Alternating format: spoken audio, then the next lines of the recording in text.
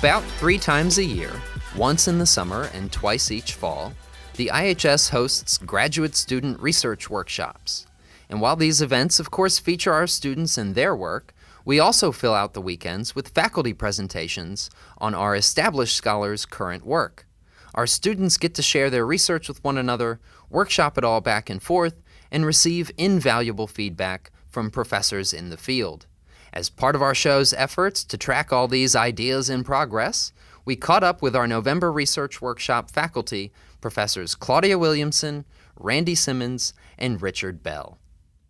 So, Professor Williamson, what kind of advice did you give this past weekend to our graduate students who are all right in the thick of their research? There were several different themes running throughout the weekend. One was that in terms of just pursuing their research, they needed to be persistent and consistent and understand that it takes time. I think that's something that I still struggle with, is always underestimating how much time research can take. And then seeking feedback from others, from obviously their dissertation advisor or their committee, but other colleagues that they may be in the program with, or through networking events that IHS provides, that they should continue to seek feedback from us or other students that they're meeting at these events. Specifically to presenting, since it is a different mode of communication than writing, a lot of times students kind of falter in taking their paper and trying to cram that into a PowerPoint presentation. And instead of doing that, they need to think about communication, the presentation as a different mode of communication for their research, and that some things may be presented differently. They may present some data that doesn't necessarily get put in the paper, for example. And so just kind of understanding that in order to keep people engaged during a presentation, it's going to be different than the way that maybe you've written the paper for a journal article. And then on top of that is to just practice. And so, sometimes you'll be presenting for 15 or 20 minutes, other times it will be an hour and a half. And so they need to understand how to pace themselves. And I think the best way of achieving that is just continually practicing presenting to others, people even inside your discipline and outside your discipline. And that's just going to really help those presentation skills. Oh, gosh, I'm so glad you said that, because I got to say, few things bother me more at an academic conference than when somebody clearly has not practiced their delivery beforehand. And they either go, way ahead of time, or they're obviously rambling and they lose their train of thought, that kind of thing. It bothers me to no end. I completely agree, yes. So I'm really glad to hear that. But now that's fairly, I guess, tactical advice, about the best sorts of methods to achieve, polish and sheen and good feedback, constructive criticism for immediate projects. What about more sort of strategic, long-term advice? Specifically, I'm wondering, what are some of the key disciplines or specialty fields or very specific subjects where you think that classical liberal scholars, especially students like ours doing, who are all supposed to be doing fresh and original research, what kind of contributions do you think they should really be trying to make right now? To me, I think in terms of longevity for a career, it's got to be something that they're interested in. And so, I think that's the first step, is that they need to figure out what's going to make them excited to keep working day in and day out, especially whenever it feels like you're not making much headway. If they're still excited about trying to figure out possible answers to their research question, then that's really going to push them and elevate the quality of their work. More specifically within that, some of it does just depend on their own interest.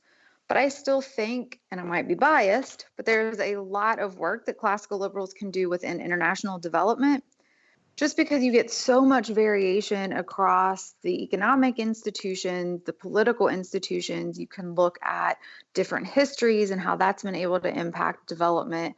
And that just provides, I think, a more richness that if you are limiting yourself to a specific country or region, that you might not be able to obtain. It also seems like maybe there's an argument that you get the biggest bang for your buck by studying a subject like that in terms of the sort of overall gains for humanity, by studying international development. Yes, I definitely think so. So for something like with trade, obviously free trade is going to help individuals living in richer countries like the US, but the payoff tends to be a lot more for those poorer countries that haven't had open access to other countries, whether it be through trade of goods, trade of services, capital flows. And so you do get, I think, a higher payoff like you were suggesting.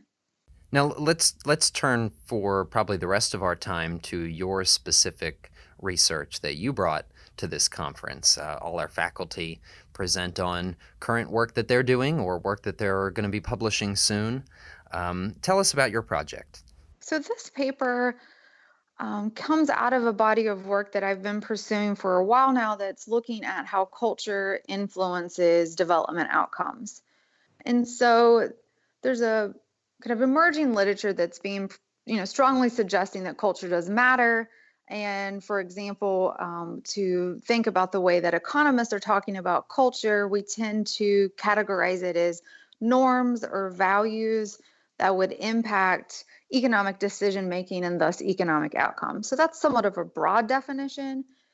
Throughout this work, what has emerged as one of the main cultural dimensions that economists are studying is this idea of being individualistic or collectivist. And so, just to give kind of a quick overview of that, individualism would pertain to values that promote individual responsibility. They would praise innovation or potentially not conforming to the group. And they would also, counter to something like a collectivist culture where your identity is part of a group identity. And so that can then relate to a variety of economic outcomes. And so what most of the work has done up to this point is related individualism to economic growth or the level of development. And so we strongly see suggestive evidence that individualism is promoting overall levels of income or the economic growth. We also are seeing it relate to entrepreneurship rates across countries. And so again, just getting at that idea of if you view yourself as somebody who should be pursuing your own personal freedom and achievements, or if your society is awarding social status to personal achievements, then we do believe and see it bearing out in the data that those countries tend to be more innovative and more spend more money on research and development, and they also tend to be higher developed countries.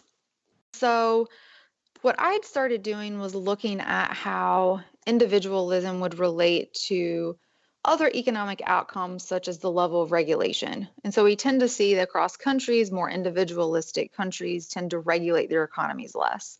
So that kind of fits in that same space as understanding culture is relating to kind of economic outcomes.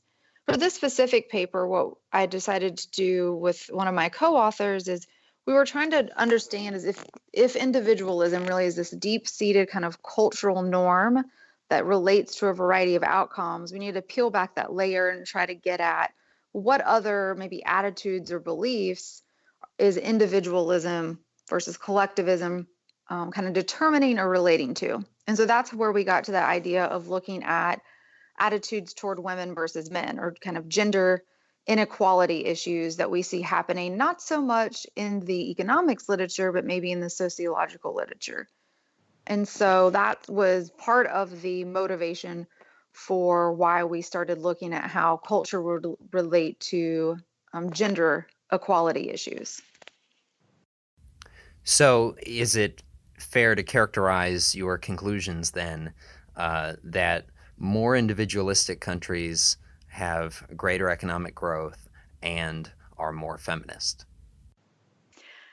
So that is a fair characterization. So the way that we set up the motivation for the study was off of the kind of Enlightenment ideas that personal and individual liberty transcends gender identity. And so it's not that we believe in liberty for one group of people over another, it's to be extended to everyone. And so that's how we kind of set up the motivation, and that is how our results ended up turning out, which was pretty fun and interesting. And because whenever you start a research paper, you never know exactly where it's going to go, but we do find that countries that and individuals within these countries that hold values for personal freedom or that promote individual responsibility, that those individuals also believe and hold on to more gender equal attitudes. And so somewhat counterintuitive to maybe something you would read in a feminist study, body of work, we do find that these values that tend to promote property rights, kind of aligning with what we would think of as values of capitalism, they also promote equality to women. Now, can you tell me a bit about the research design here? Like, for example, how are you measuring these different categories? How do you measure individualism versus collectivism? Yeah, that's a great question. So for this particular paper, we look at the World Values Survey. So the World Values Survey is a series of surveys that's been conducted since 1981 across countries, and they ask individuals within those countries a variety of questions. And so you get a lot of demographic information, economic information, and then also just measuring things like the level of trust a person may have, or just other kind of norms, beliefs, and attitudes. And so what we do with that data is we try to match up questions that were asked in the survey to things that we believe capture individualistic values. So something like less conformity of behavior, or believing more in the right to a private life, or more competition instead of government oversight of your life. We pulled out several different questions. One question in the survey is related to private versus government ownership of business, for example. And so from these questions, we can create our own individualism index. And so all of this is done at the individual respondent level. And so we assign and create an level of individualism index from these questions in the survey. And then the survey also asks questions pertaining to attitudes across gender, or toward women or men. And so, for example, we create a gender attitudes index by taking the responses to questions like men make better political leaders than women, or it's a problem if women have more income than their husbands. And so we pull several of those questions to create this gender attitudes index. And then the survey also asks the number of children that the respondents have. It asks them if they work outside the home, and then their years of education. So we're actually capable of not only measuring gender attitudes, but we then measure social outcomes. And so some of the argument for fertility, for example, is the fewer women children have, it's easier for them to work outside the home. And then we also look at if they work outside the home, and then female years of schooling. And so across all of those measures, we find that our individualism index positively correlates to more gender equal attitudes. So it would reduce, for example, the likelihood that people believe that men are better leaders. And then we also see that it reduces fertility. It would increase female employment outside the home and increase female years of schooling. Now, unless I'm completely misremembering this, because it has been a couple months now since you and I spoke about your topic by email, didn't rainfall come into your calculations somehow? You are remembering correctly. It seems like a So, strange thing. It's sort of stuck in my head as something to ask a question about. Oh, how did that factor into your model here? it's a great question. Always with any empirical work, you're trying to not only establish correlations, but you're trying to at least address causality. So we can't ever perfectly address it. One of the ways that we tend to do that is by trying to create an instrument for our main variable interest, so for individualism. And then, so my co-author, Lewis Davis, he's worked in the culture literature for a while.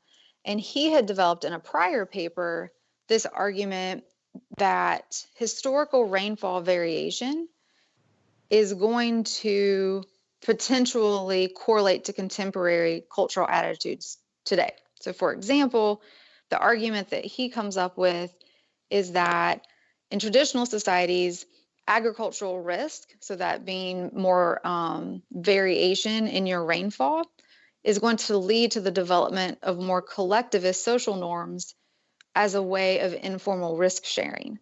And so you would create, more kind of that group mentality, the more risk that you're exposed to. And so we build off of his prior work and take this measure of historical rainfall variation, and we're able to match it to individual responses, so the individual respondents, and kind of give them a measure of historical rainfall variation to then instrument for individualism. Now, no study is perfectly free of bias of some kind or other. Where do you think there might be a bit of bias in the way you've constructed this study? So measurement error is obviously a concern anytime you're using survey data. So that is definitely something that we don't think that we've completely ridded, the study of concerns with measurement error within the survey itself. And then also whenever we are then incorporating this historical rainfall variation measure, the way that we match it to each individual respondent is we take the answer to the question of what language they speak at home, and we actually use that to match to historical rainfall variation. So you could be somebody who lives in India, for example, but you speak English, and so you would be assigned the historical rainfall variation based on that language. And so on one hand, that's actually nice because it creates a more exogenous measure of agricultural risk, but at the same time, it's going to introduce other biases that we can't perfectly correct for. What surprised you the most in the course of conducting this research? For me, I was really shocked at just how robust the results were. So it wasn't that we just found, one kind of question that it seemed to hold for individualism, increasing gender equal attitudes. It was across a variety of questions. And then it also held up whenever we looked at, 4 different social outcomes.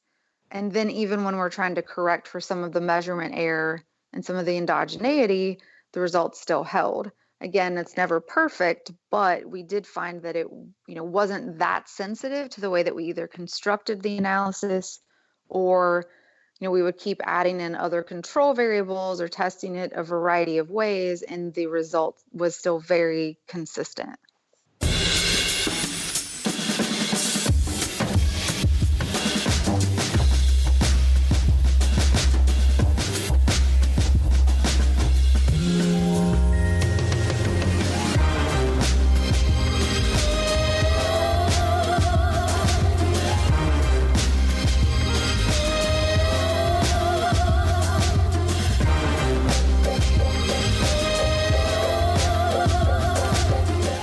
What kind of advice did you give to our graduate students who are all in the thick of their research this past weekend? Advice about their presentation. The first is to remember that you are the show, not the slideshow. That the slides are there to back you up, not to be the show. Because there are some who wanted to look at the slides, on the screen and read off the screen. And there were a few who were just amazingly good. The slides were just they were useful information that they could refer to, but they didn't have to look at them. That was I think in terms of presentation, that was one of the biggest deals. In terms of, he asked us some good questions that spurred advice. He asked if we have a specified time of day when we work. Actually, basically, it's how do you work? And so all 3 of us had different approaches, but what we said is figure out one that works for you and then do it. Yeah, that is a huge piece of advice, right? People often say, sit down and make sure that you write at least 800 or 1,000 words a day every day, keeping the habit, keeping the practice. I don't necessarily know that you need every single day a certain number of words. That works for some people, but oh my gosh, do you just need to do it? That works for Mike Munger, but Mike's really anal. So if you're not anal, you have to find some other way to make it happen.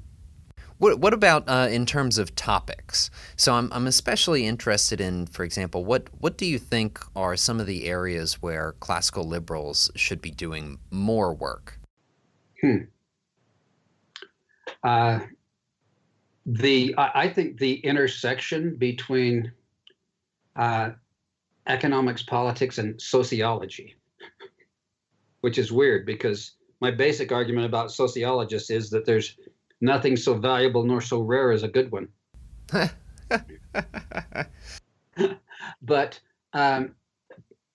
we tend to ignore the questions they ask and many of them are really good questions. For example, I listened yesterday to a podcast with Steve Horwitz talking about his book on the family. And he made the point that classical liberals sometimes are really knee-jerk in our responses to questions about family, for example. And we haven't thought seriously about family, place, what does family mean? And how does that fit within a classical liberal tradition? And what does it mean for figuring out how a classical liberal may think about today? So that was my takeaway from the Horwitz podcast. And I think, Steve was saying that we need to pay attention to things like family. Well, the mantra in sociology is race, class, gender. Well, how are we going to respond to people who are really, really concerned about those topics if we haven't thought seriously about them? And we tend not to, I don't think. Why do you think that's been? The economic questions are relatively easy by comparison, I think. It's easy to say, to ask the question, for example, what are the secondary effects of import restrictions? We know how to do that. We don't know how to say what are the secondary effects, the social effects of large-scale refugee immigration.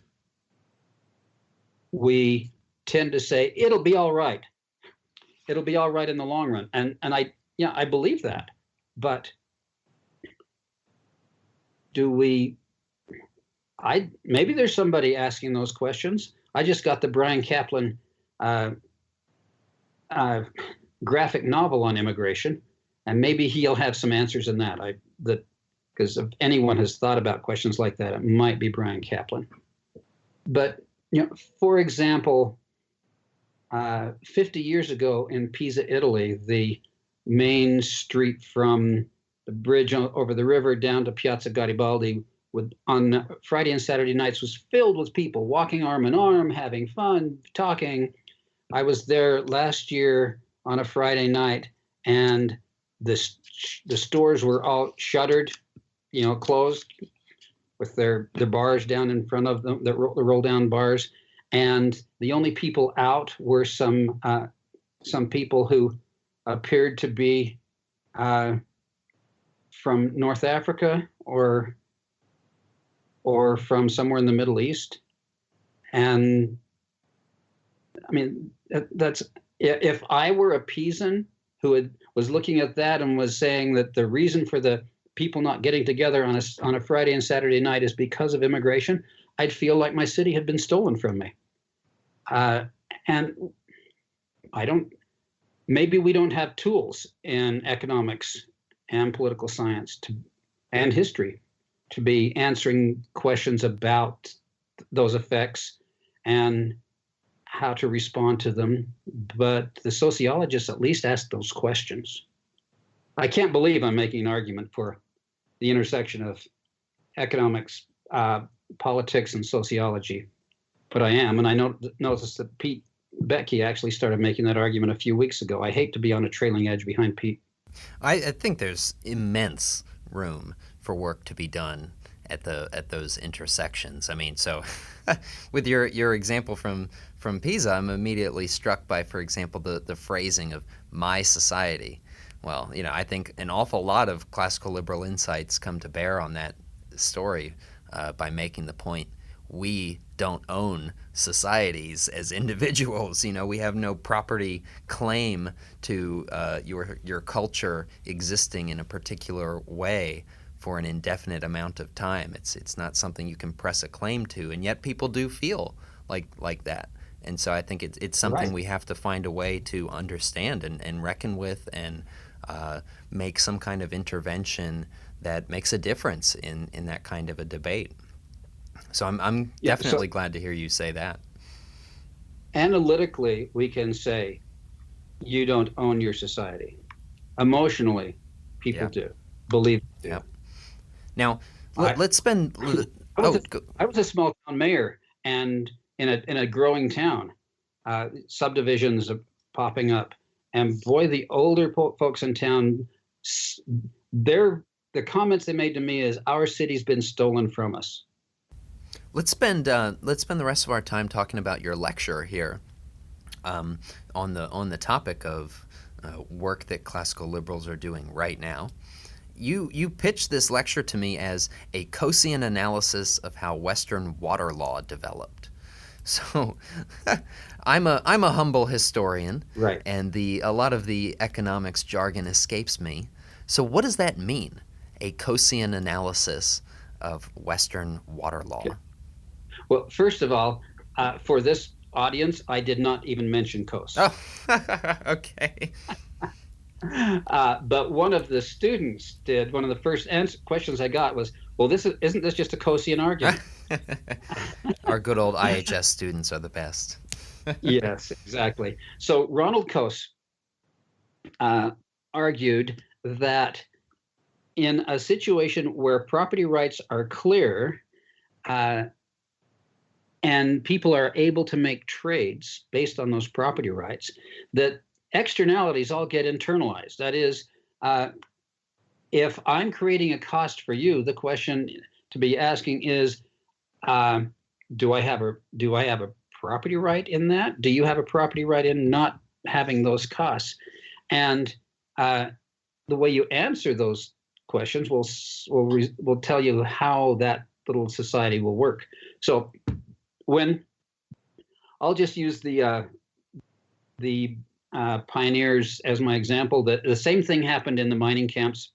When the Mormon pioneers arrived in Salt Lake Valley in 1847, on July 22nd, the advance party made it down in the valley. The first thing that they did was they built a dam across City Creek and flooded 5 acres of land to get it soft enough to plow. They then plowed it, planted it, dug furrows and a ditch to run the water there so that they could water corn and potatoes and garden seeds that they planted, so that they wanted the seeds out of the gardens to save for the next year. So notice that's the first thing, is they diverted water, because the West is dry. You get beyond the 100th meridian and there's an average of 17 inches of rain a year, and that's only average. That works out, includes the mountains that get 15 feet of snow and the valleys that get none. So as settlements spread along through these valleys, what would happen is that you have to be able to irrigate because it's high desert. So you have to divert water out of the streams, and who gets the right to the water? who owns the water right becomes the big question.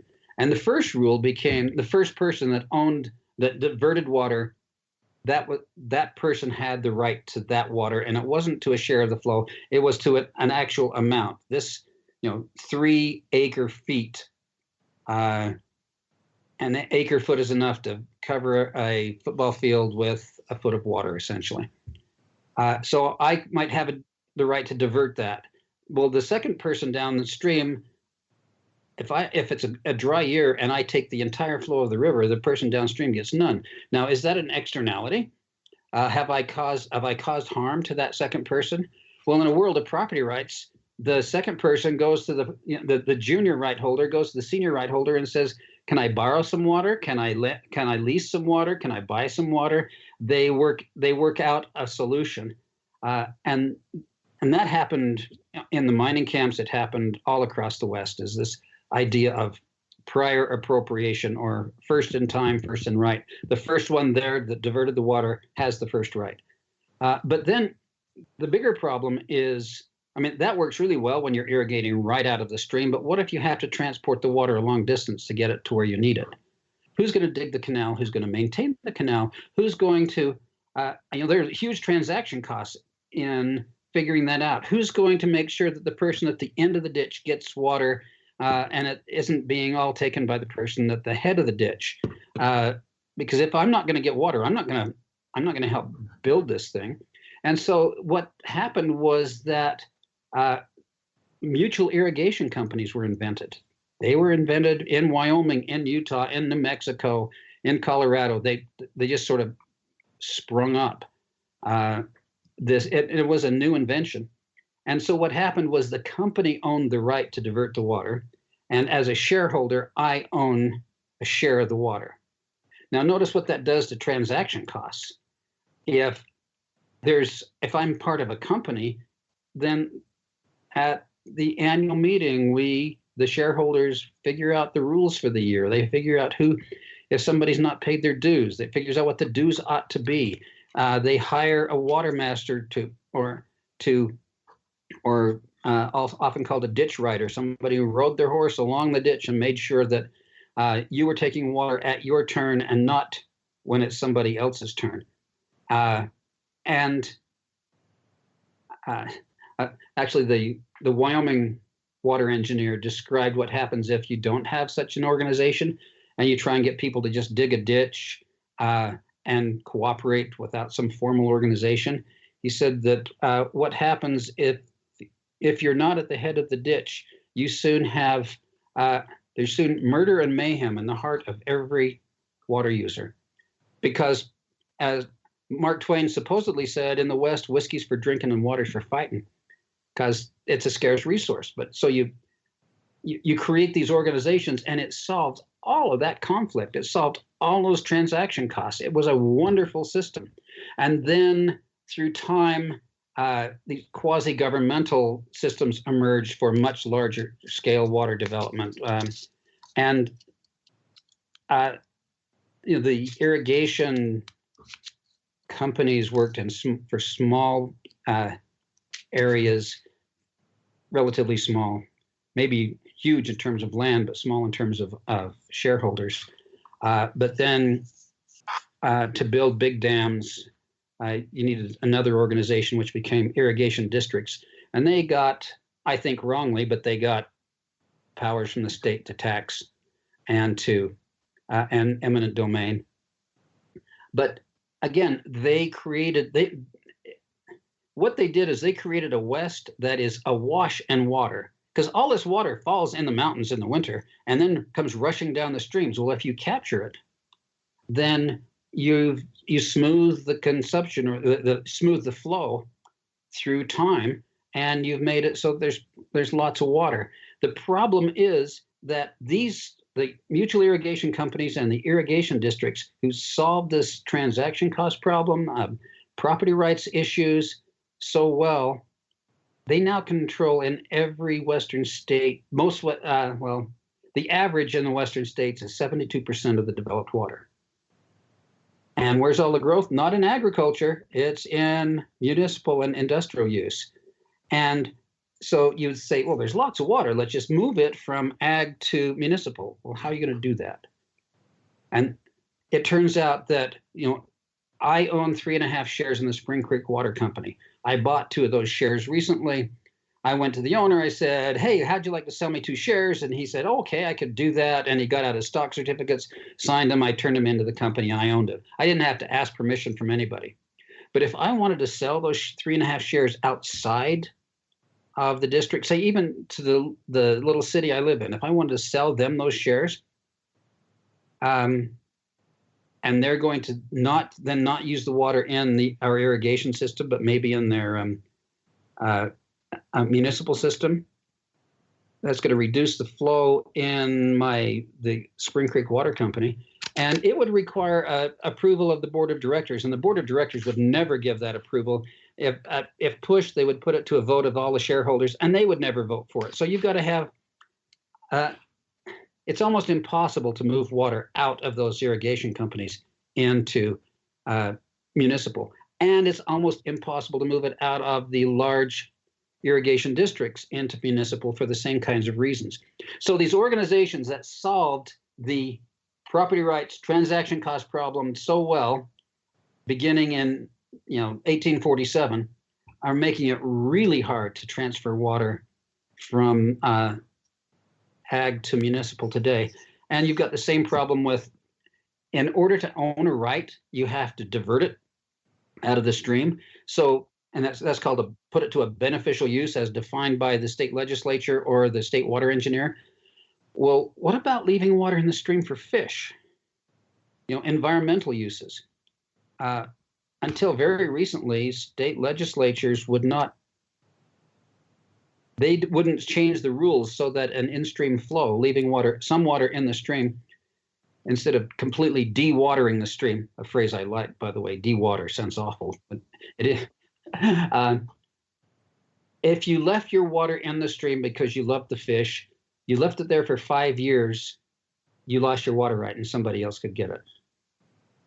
So, but that required a change of legislation, started in Montana, spread across several states, where an in-stream flow could be considered a property right. But again, you can get in-stream flows easily from somebody who is like the individual, the guy I started with, the guy who's the first to divert. People are diverting right out of the stream and putting it onto their fields adjacent to the stream. You trying to get an in-stream flow from water that's been transported a long ways for irrigation purposes, that's much, much harder. But states have started changing that law. Utah's law, for example, allows the state to own in-stream flows, but won't allow private organizations to own in-stream flows. But so that's happening some, but the movement from ag to municipal is really difficult. It takes years. In California, it took 25 years to work out an agreement to move water from Imperial Irrigation District to is it MWC Municipal Water Company? Anyway, it's Los Angeles. Took 25 years, and the Bureau of Reclamation stepping in and saying you're all going to lose your water unless you make an agreement.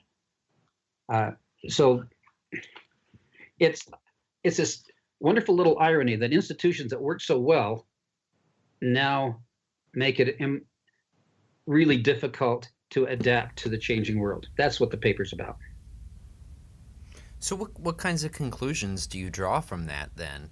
How do we ensure, for example, that property rights can be clearly defined and services and products can be delivered efficiently without these kinds of monopoly problems developing and this kind of entrenchment forming and path dependence and things like that? How do we make sure that there is a framework available for the kinds of growth and change that we need without this kind of entrenchment and resistance to adjustments? That's a really good question, because you mentioned path dependence. This is as clear an example of path dependence as you might find, because instead of paths, it's ditch dependent. Yeah, it's a pretty literal version of that phrase. Yes, a completely literal version. eventually money will talk. And so whole irrigation companies may end up getting bought out by cities. So you buy out the whole company, then you don't have the holdout problem of those few members who aren't willing to sell. But to do that will require a bunch of creative solutions. Like, for example, and offering people some discount on their water bill, because now they're using culinary water to water their lawns. It will require side payments of some kind. I expect water will move, but it will take a long time and be difficult. And part of it is sort of what we've also created is an anti-commons, where you have so many users you can't get any sort of agreement. Because anytime you try and move water, it can that transaction can be challenged by people who have you wouldn't think there's no way that these people can have standing, but the rules for standing are so broad that, you end up in court for some years trying to get the transaction done. While I was mayor, it took me 3 years to get a simple transaction moving a property right from a tertiary right 15 miles north to a well right, the right to drill a well and extract that much water in my city. And this is a town of 7,000 people. It took 3 years because of all the people who were opposed, and had to made it to the Utah Supreme Court. So we spent, some hundreds of thousands of dollars on attorneys, possibly more than the water rights would have sold for on the open market if there were a market for moving water that kind of distance. So maybe people will figure out, they figured out something in the 1850s. Maybe we'll figure out something new today. Mayor Simmons, we'll leave it there. Thank you so much for joining us. Sure. Thank you. Thanks for joining us, everyone, for our peek into IHS's November Research-stravaganza. Check back in next week when we'll talk with historian Rick Bell about his new book, Stolen: 5 Free Boys Kidnapped into Slavery and Their Astonishing Odyssey Home.